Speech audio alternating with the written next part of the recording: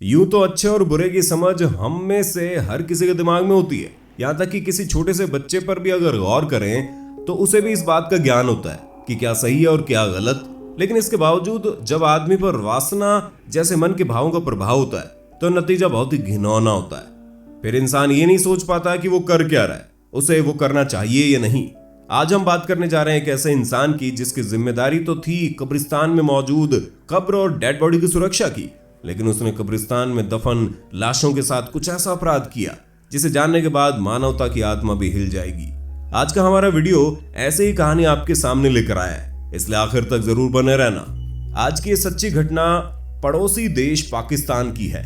सनातन संस्कृति में मरने के बाद लाश को जला दिया जाता है, लेकिन इस्लाम और दूसरे धर्मों में मरने के बाद इंसान की लाश को कब्र में दफन कर दिया जाता है। इनके बाद इन कब्रों की देखरेख और सुरक्षा के लिए कर्मचारी तैनात किए जाते हैं। कब्रिस्तान में मौजूद कर्मचारी ये सारे काम करते हैं, लेकिन इसके बावजूद इस तरह की घटनाएं खबरों की सुर्खियां बनती है कि कभी किसी ने कब्रिस्तान में मौजूद कब्र के साथ छेड़छाड़ की है। कब्रिस्तान में मौजूद कब्र के साथ छेड़छाड़ की घटनाएं हमारे भी देश के अलग अलग जगहों से आती रही है। हमारे देश में भी दिल्ली, नोएडा, मध्य प्रदेश, महाराष्ट्र में मौजूद कब्रिस्तान में भी इस तरह की घटनाएं सामने आई, जिसमें न केवल कब्र के साथ छेड़छाड़ की गई बल्कि कई बार कब्र के भीतर मौजूद लाश ही गायब हो गई। जब भी इन मामलों की जांच हुई तो इस तरह की घटनाओं के पीछे कभी कोई पुख्ता जानकारी निकलकर सामने नहीं आई, लेकिन फिर भी पुलिस और सोर्स से प्राप्त जानकारी के अनुसार कुछ माफिया कब्रिस्तान से इन लाशों को निकालकर उनका सौदा करते हैं। कुछ मेडिकल यूनिवर्सिटी अपने एक्सपेरिमेंट के लिए इस तरह की लाशों को इस्तेमाल करती है। इस तरह की घटनाओं से वो लोग काफी परेशान होते हैं और कई बार ऐसा भी होता है कि कुत्ता या कोई दूसरा जानवर कब्र के साथ छेड़छाड़ कर देता है। पाकिस्तान के कराची में एक शहर है लियाकताबाद। वहां मौजूद कब्रिस्तान में कुछ ऐसी घटना घटी जिसने पूरे पाकिस्तान के साथ साथ पूरी दुनिया को हिला दिया। यह घटना 31 अक्टूबर साल 2011 की है। शाम के वक्त कब्रिस्तान के सभी कर्मचारी आपस में बैठे हुए बातचीत कर रहे थे, लेकिन तभी उनके पास उसी कब्रिस्तान में काम करने वाला एक दूसरा कर्मचारी भागता हुआ वहां आया। उसकी हालत बड़ी खराब थी, वो डरा हुआ लग रहा था। ऐसे लग रहा था जैसे उसने सच में कोई भूत देख लिया। वो उन कर्मचारियों के पास आया और कब्रिस्तान की तरफ इशारा करने लगा। कर्मचारियों ने उसकी बात को समझा और कब्रिस्तान की तरफ देखने लगे। वो साथी कर्मचारियों को अपने साथ लेकर कब्रिस्तान में एक तरफ अंदर गया। वहां उन सभी ने देखा एक कब्र के साथ छेड़छाड़ हुई थी। कब्र के पत्थर के ऊपर का पत्थर का स्लैब भी हटा हुआ था। इस बात को लेकर जब इन लोगों ने उस आदमी से पूछताछ की तो उसने कुछ देर पहले उसके सामने घटित हुई घटना की जानकारी लोगों को दी।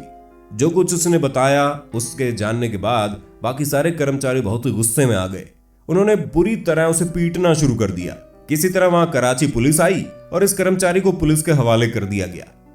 इसके बाद पुलिस ने उस कर्मचारी से कब्रिस्तान में घटी घटना के बारे में विस्तार से जानकारी हासिल की, लेकिन उस आदमी ने पुलिस को जो भी जानकारी दी उसे देखने के बाद तो पुलिस के अधिकारियों के भी दिल हिल गए। दरअसल मोहम्मद रियाज नाम का यह आदमी पाकिस्तान के पंजाब प्रांत का रहने वाला था। इसी प्रांत में सरगोधा नाम की एक जगह थी जहां से कई साल पहले ये व्यक्ति रोजी रोटी की तलाश में कराची शहर पहुंच गया। काम धंधे की तलाश में व्यक्ति इधर उधर घूमता रहा। कभी थोड़े समय के लिए या छोटा मोटा कोई काम मिल जाता था उसे कर लेता था और कुछ इसी तरह उसका गुजारा चल रहा था। लेकिन अब उसे किसी स्थायी काम की जरूरत थी और वो उसी की तलाश में लगा था। आखिरकार उसकी तलाश पूरी हुई वजीरा के पास। उसकी दोस्ती वजीरा नाम के व्यक्ति से हुई जो कि इसी कब्रिस्तान में काम किया करता था। वजीरा कराची की लियाकताबाद के कब्रिस्तान में कब्र खोदने और उन पर पानी डालने का काम किया करता था। मोहम्मद रियाज की परेशानी को सुनने के बाद वजीरा ने उसे भी अपने साथ काम पर रख लिया। अब दोनों एक साथ उसी कब्रिस्तान में काम करने लगे। धीरे धीरे दोनों के बीच दोस्ती भी बढ़ गई। मोहम्मद रियाज को भी अब एक स्थायी काम मिल चुका था। वो मन लगाकर काम कर रहा था, लेकिन उसने वजीरा की एक हरकत पर गौर किया। उसने देखा शाम के वक्त वजीरा किसी कब्र के एक तरफ का पत्थर हटाकर उसके भीतर चला जाता है और फिर कुछ देर बाद बाहर निकल आता है। फिर कब्र को वैसा ही वैसा कर देता है। पहले तो उसे बड़ी हैरानी हुई, फिर वो हमेशा ही वजीरा को ऐसा करते हुए देखने लगा, मगर वजीरा से उसकी पूछने की हिम्मत नहीं हुई। आखिरकार एक दिन उसने अपने दोस्त वजीरा से पूछ ही लिया कि आखिर वो उस कब्र में जाकर करता क्या है। वजीरा ने उसे बताया वो केवल उन महिलाओं की कब्र के साथ छेड़छाड़ किया करता है जो ताजी और कुछ देर पहले ही दफनाई गई हो, वो भी तब जब असर की नमाज का वक्त होता है। जब भी कब्रिस्तान में किसी लड़की या औरत की डेड बॉडी आती है तो वो उस पर नजर गड़ाए रखता है और मौके का इंतजार करता है। जैसे ही परिवार वाले किसी महिला की लाश को कब्र में दफनाकर कब्र को बंद करके चले जाते हैं और शाम के वक्त कब्रिस्तान में जब अंधेरा छा जाता है और सारे कर्मचारी वहां से चले जाते थे, तब अकेले में वजीरा उस कब्र में चला जाता था। वो कुछ देर पहले ही दफनाई गई महिलाओं की लाश के साथ अपनी हवस मिटाया करता था। इस्लाम धर्म में मुसलमानों को 5 वक्त की नमाज पढ़ने का आदेश दिया गया है। इनमें से शाम की नमाज को असर की नमाज कहते हैं। इस नमाज को पढ़ने का वक्त शाम 4 से 5 बजे बताया गया है। इसके बाद अंधेरा होना शुरू हो जाता है और किसी के द्वारा देखे जाने का खतरा नहीं होता, इसलिए वो इस काम को ज्यादातर इसी समय में किया करता था। वजीरा ने रियाज को भी अपने साथ इस गुनाह के काम में शामिल कर लिया। अब दोनों उन महिलाओं की लाशों पर नजर रखते थे जो शाम के वक्त आती थी और असर की नमाज के वक्त उनके घर वाले उसे दफनाकर चले जाते थे।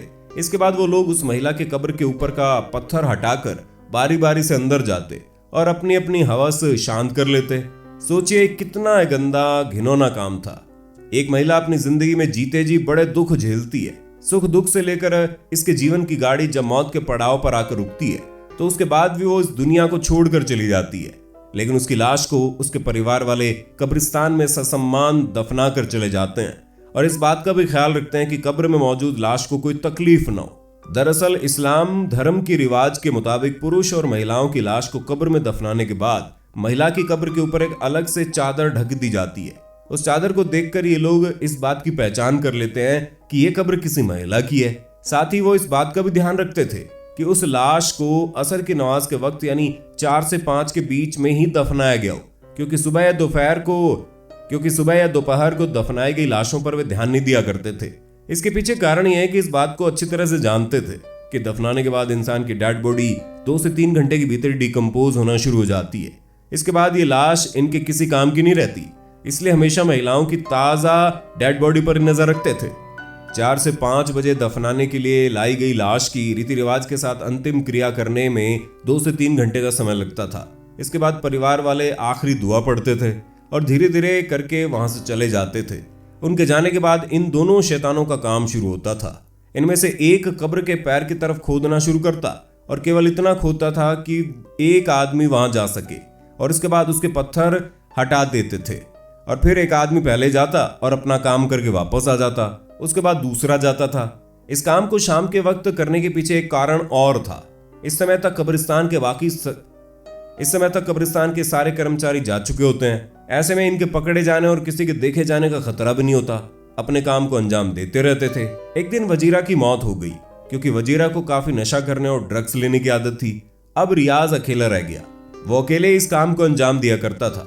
जिस शाम कोई घटना घटी उस शाम भी वो एक लड़की की लाश के साथ ऐसा ही कुछ कर रहा था, लेकिन तभी उसकी नजर लड़की के चेहरे की तरफ गई तो सबसे पहले उसे लड़की के दांत दिखे और उसके बाद उसकी आंखें नजर आई।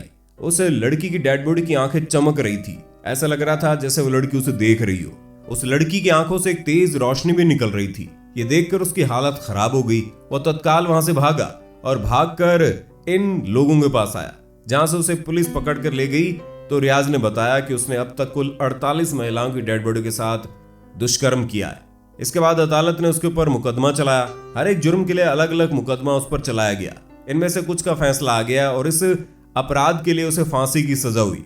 फिलहाल रियाज जेल में है और अपने बाकी मुकदमों के फैसलों का इंतजार कर रहा है। लेकिन इस घटना के बाद पाकिस्तान की मीडिया में खबर आई और पूरे देश में हड़कंप मच गया। जिसने भी इस खबर को सुना हैरान हो गया। आपका इस वीडियो और खबर के बारे में क्या ख्याल है, हमें कमेंट में लिखकर बताना। हम फिर मिलेंगे नए वीडियो में। तब तक के लिए जय हिंद, जय भारत, वंदे मातरम।